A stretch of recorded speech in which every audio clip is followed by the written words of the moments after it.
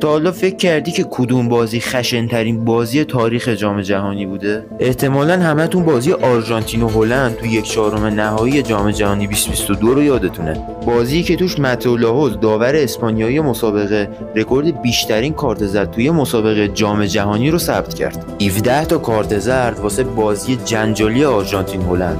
با این حال اگه بخوایم به خشن‌ترین بازی تاریخ جام جهانی اشاره کنیم، باید برگردیم به سال 2006. جایی که این بار تو مرحله 1/8 نهایی هلند برابر پرتغال بازی کرد. جایی که همه انتظار بازی جذاب و زیبا رو داشتن، ولی در نهایت اتفاقاتی افتاد که اون مسابقه رو معروف کرد به جنگ نورنبرگ. اتفاقاتی که باعث شد والنتین ایوانوف داور روس مسابقه از 16 تا کارت زرد و 4 کارت قرمز استفاده کنه. کالیت بولاروز و جانی هاینیک از هلند و کاستیانا و ژائو پینتو از پرتغال تو طول مسابقه کارت قرمز گرفتن و اخراج شدن.